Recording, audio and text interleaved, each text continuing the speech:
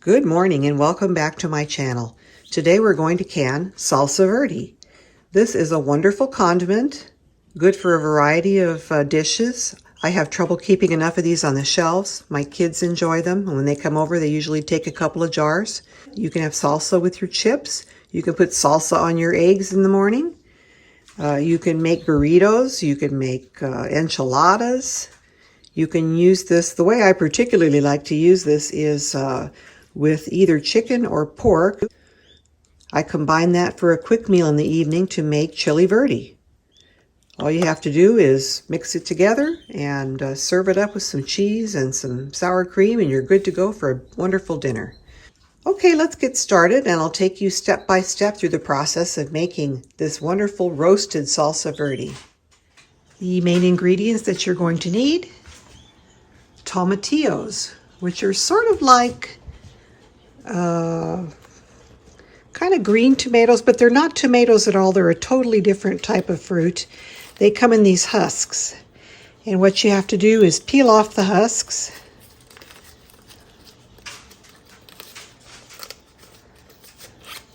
And then underneath, it's kind of sticky. So you just need to give them a little rinse. So we discard the husks. We leave these whole. We're going to roast the ingredients before we can this. This is a water bath canning recipe because tomatillos are the base of the recipe and they're acidic, being a fruit. We're going to also add some onions. Ordinarily I would add fresh garlic, but today I'm going to use garlic powder of some sort because I am out of fresh garlic.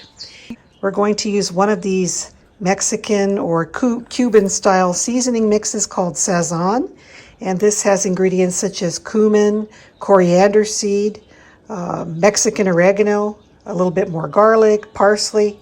So I prefer this Badia brand, but there are also there's another brand, Goya, Sazonador Total, the perfect seasoning. So either one is good, or you could use your own mix of seasonings, however you like. I have some frozen Anaheim chilies that I had left over from the summer. So these I'm kind of letting them thaw out here. I have some also leftover frozen sweet jalapenos. So we've got a little bit of sweet jalapenos. They're not too hot. And then these Hatch chilies are considered to be a medium chili. They're from Hatch, New Mexico, and they're a type of Anaheim that's grown particularly in that area, which is known for producing great chilies. The soil is good for chilies. So I had a couple left over from last summer, and we're going to use those. We're going to also need a little bit of lime juice.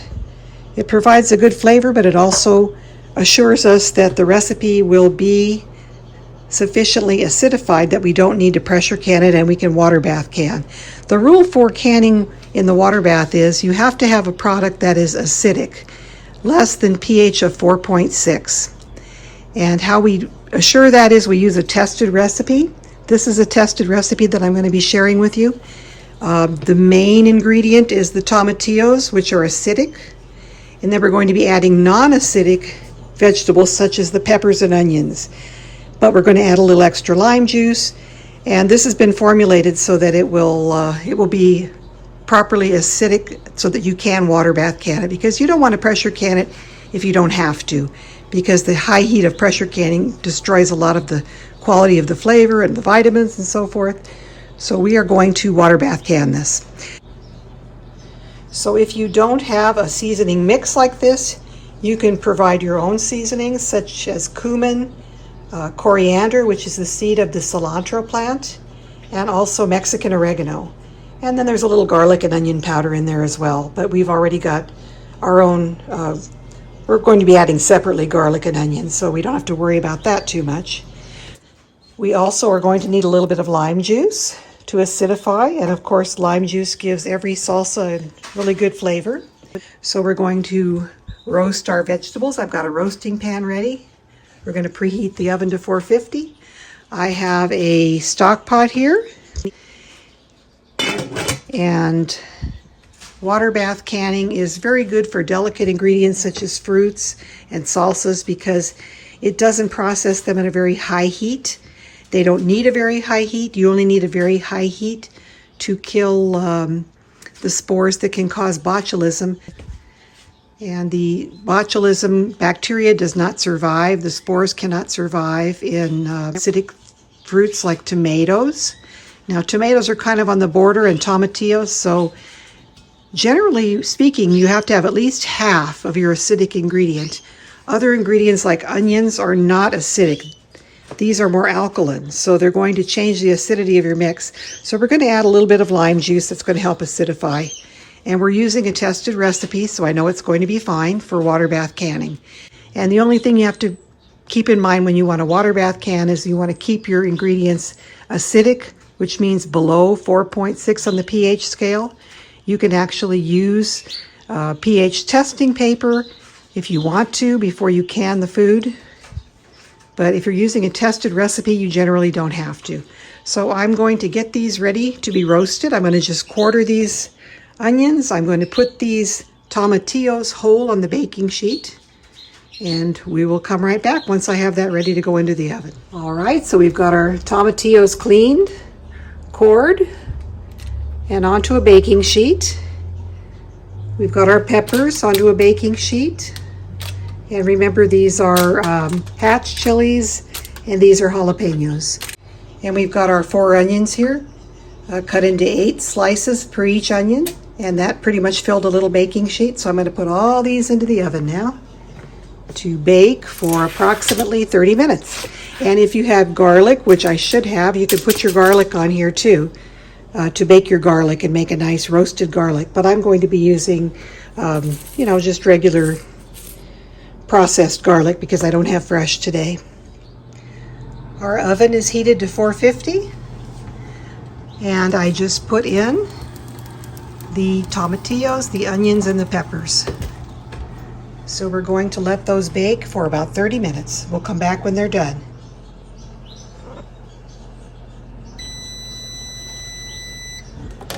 Okay, our 30 minutes is up.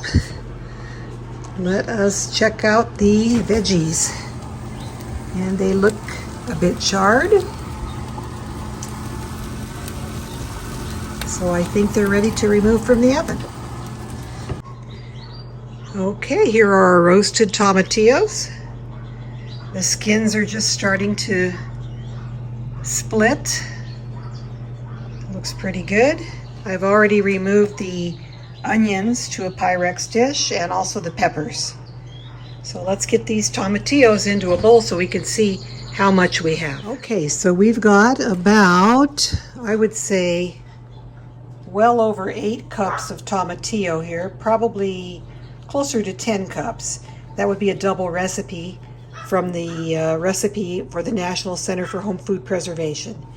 We've got about, this is a 2-cup measure, we've got about over a cup of peppers, so we're good there. You don't want to have too many peppers and onions in proportion to the tomatillos. We've got a good 4 to 5 cups of onion. Pair that with another cup of peppers, so we've got about 6 cups of non-acidic ingredients to go along with about our 8 to 10 cups of acidic ingredients. We're really going to be in good shape for water bath canning this. It's going to remain acidic because of the high proportion of tomatillos that we have. I'm still going to add a cup of lime juice. I've got other spices here. I've got my garlic, and this is the Sazon seasoning. So we're going to put all this into a pot and bring it to a boil, and then we'll can it up. I've got the jars simmering here in some hot water in my water bath. Let's get the ingredients into a pot and start cooking. Alrighty, I've got an 8-quart stock pot here. We're going to add our over 2 quarts of tomatillos into the stock pot. Boy, I wish I had smell-o-vision. This just smells so good. Here come the roasted onions.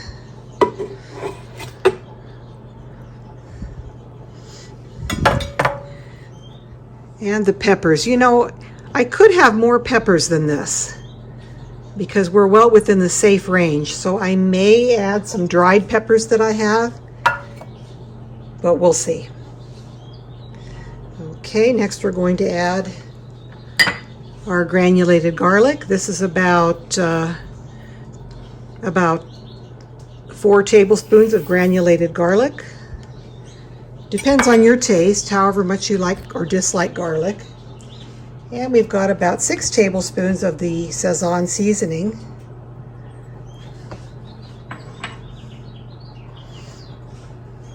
And then we've got our cup of lime juice.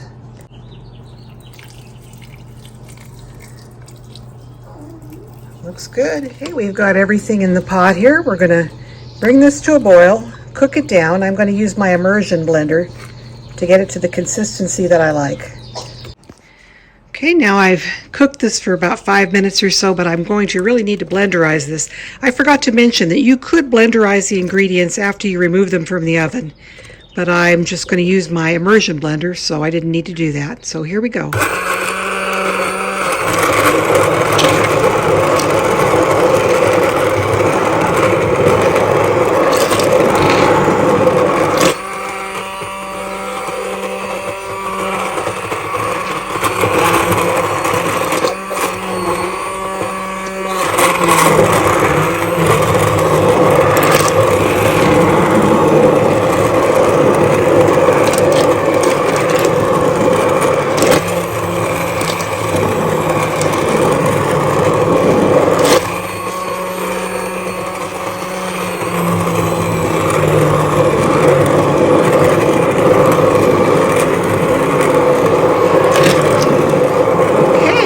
And then onto the stove to cook for a few more minutes. I added about 6 of my Sugar Rush peach peppers that I had dried, and I ground them. So about a tablespoon of extra chili powder that I put in this because I wanted a little bit more spice. But doesn't that look beautiful? So we are going to jar this up now. Okay, so we want to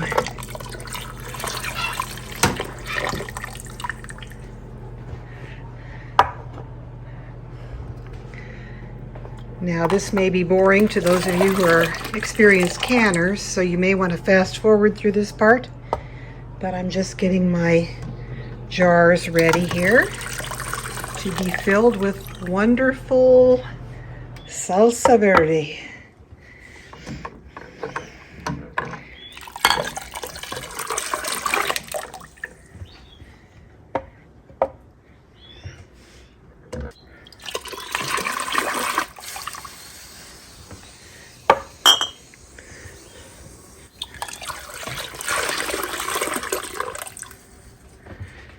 So I have 6 pints, and I've got a couple of half pints as well, just in case I have a little more than I'm anticipating. It's hard to know because when you cook things down, moisture evaporates and you never can get an exact amount. Alrighty. Oh, let's start ladling this into our jars.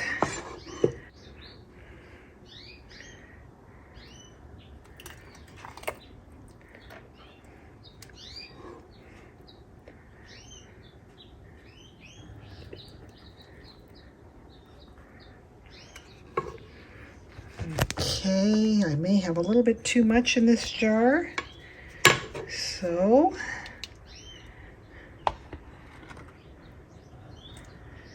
that ought to be about right.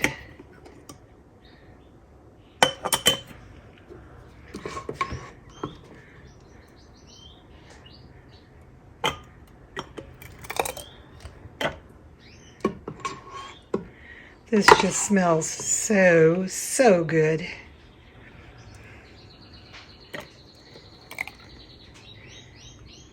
You can enjoy this with chips.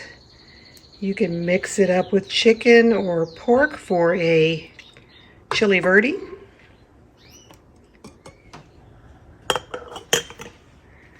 Whatever you want to do with it. You can make enchiladas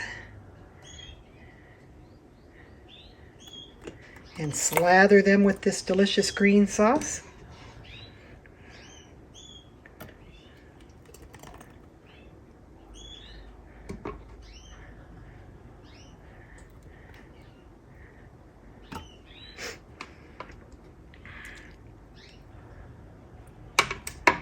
That's 3.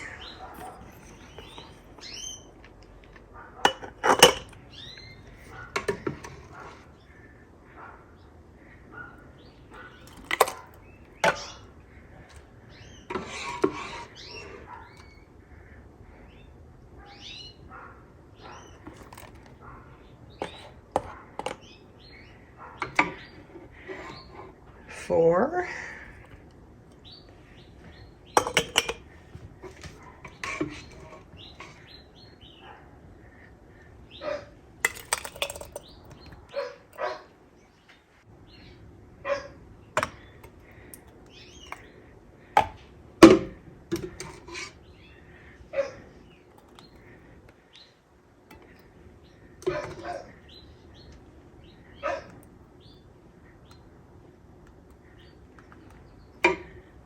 Okay, and we've got one more large jar here. I've got quite a bit left, so I think I'll have enough to fill this jar and maybe an extra small jar.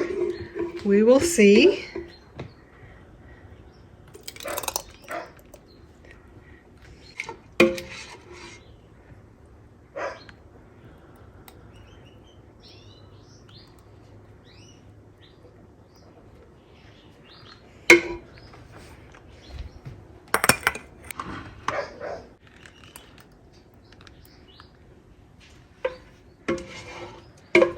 I definitely will not have enough for another jar beyond this.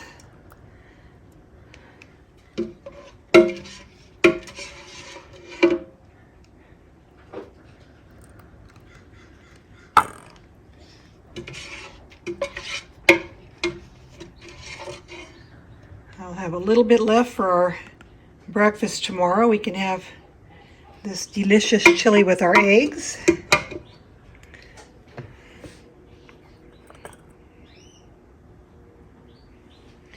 So we've got 6 pints and a half pint. Now, one thing I'm going to do to reassure myself that the pH is good in this for water bath canning, I'm going to get my acidity test paper. You can buy this on Amazon or any place. It's about $10. Get a little bit of my extra product here. Drop it in. Take a little bit of this test paper.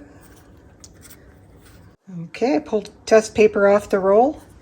Now this roll has a color-coded system where you can tell the pH by the color of your test paper. So we want it to be kind of this greenish yellow or into the yellow. If it's too green, it's not acidic enough, and if it's orange or red, it's definitely not acidic enough to water bath can. So I'm going to take a little bit of my strip here.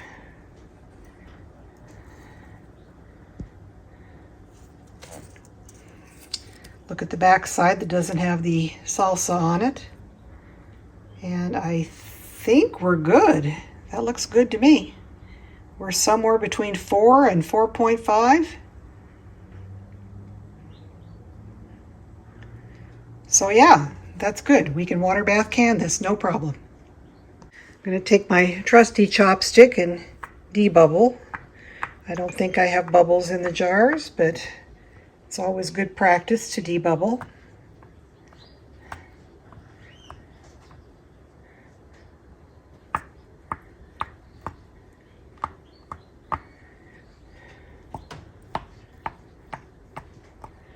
You just want to make sure you don't leave air pockets in your jar, which can interfere with proper processing.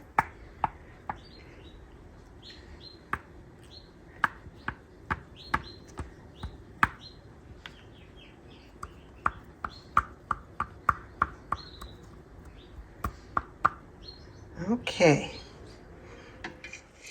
So I've made myself a headspace measuring tool here. I've marked it with 1/2 and 1 inch.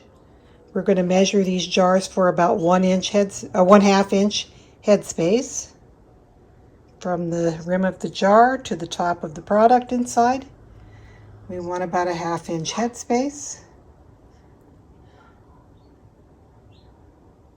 It's about that in every jar here. If it's not right, you can adjust it by removing or adding product. I think I'm going to have to remove a little bit of product from this one. Okay, then we'll get the jars prepared for the lid. Okay, we want to take a damp towel, clean the rims and the threads for every jar.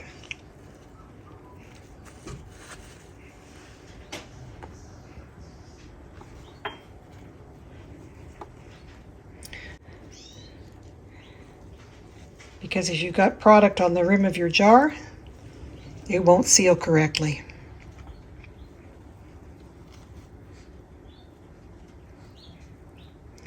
And the proper amount of headspace is necessary to prevent siphoning.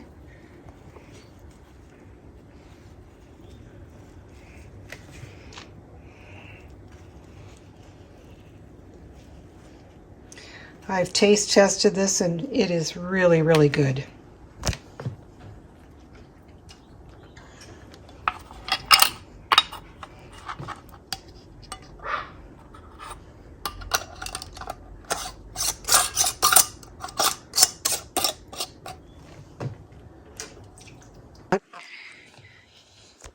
You do not have to use this test paper if you're following a tested recipe. You're pretty much assured that everything's going to be fine, but you know, it never hurts to double check yourself.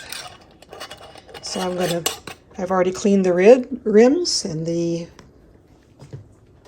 edges of the jars, and I'm going to just get the lids on. We don't want the lids too tight, just finger tight till it won't turn anymore. You don't want to crank it on there real tight because air has to escape during the processing time. And if it can't escape, your jar will break from the pressure inside. I'm trying to do this with the wrong hand. There, I'm right-handed. And our last little jar here. We're going to get these back into our water bath canner and get them processed up. Alrighty, so I've turned the heat up in the water bath canner. I've got a mat or a grate at the bottom so that the jars won't be sitting directly on the hot heat. And we will put our jars into the water bath. Once it comes to a nice rolling boil, we'll start our timer. The time that you're going to process this depends on your altitude, and at less than 1,000-foot altitude is the general directions, which is what I am going to follow.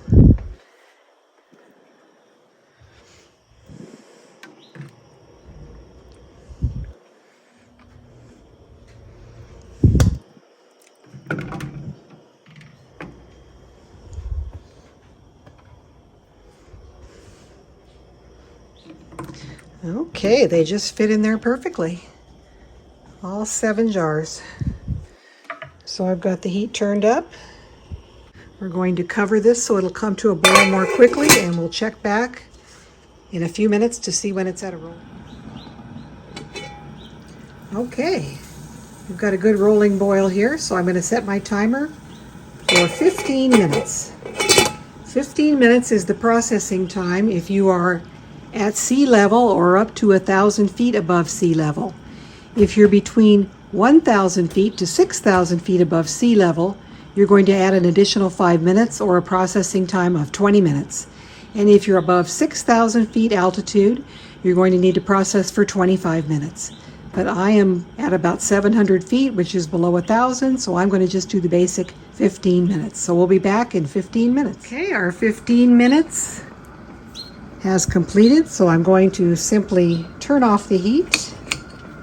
I'm not going to uncover this yet. I'm going to wait for another 5 minutes or so before I take the jars out. Okay, the moment of truth has arrived. It started to cool a little bit. We're going to remove these. I don't see any obvious signs of siphoning. Take them straight up. Look how pretty that is. Beautiful, beautiful. Put it on our insulated surface. I've got a towel and a wood block here. Don't want to set those right on the cold countertop, cold stone countertop. Okay, here's number 2. Lift it straight up. I love the roasting in the little black bits that it leaves. You can see they're so flavorful. Okay. Now you could make this salsa without any roasting. You could just throw all the ingredients in a blender and blenderize it and cook it for like 20 minutes on the stovetop if you don't want to fool with roasting it first. But I like the flavor that roasting gives.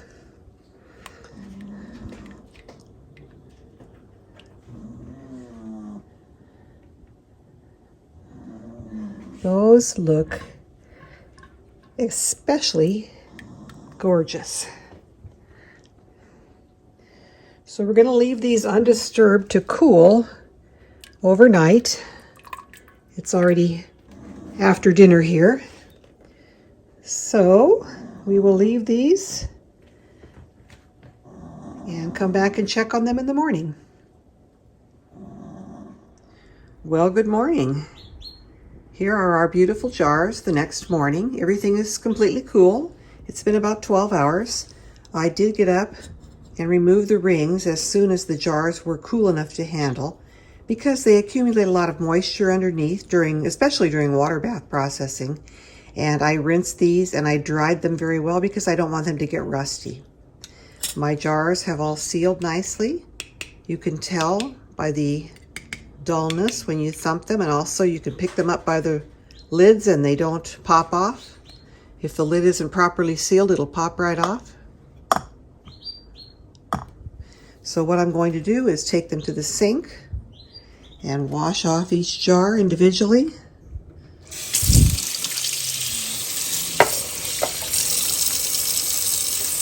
I've got a soapy, fairly clean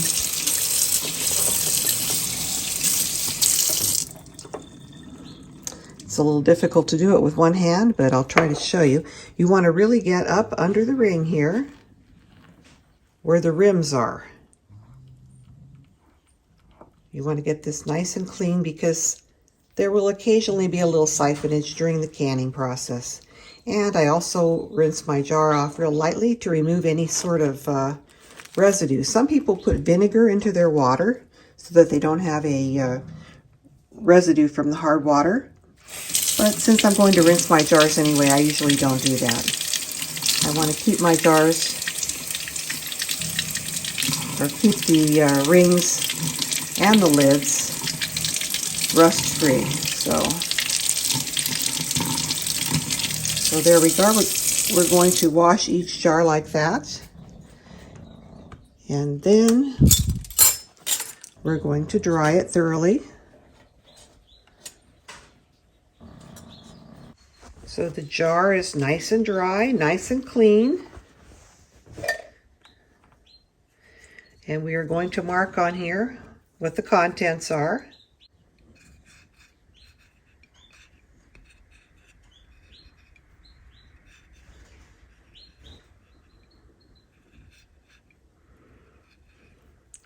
And I'm going to date it.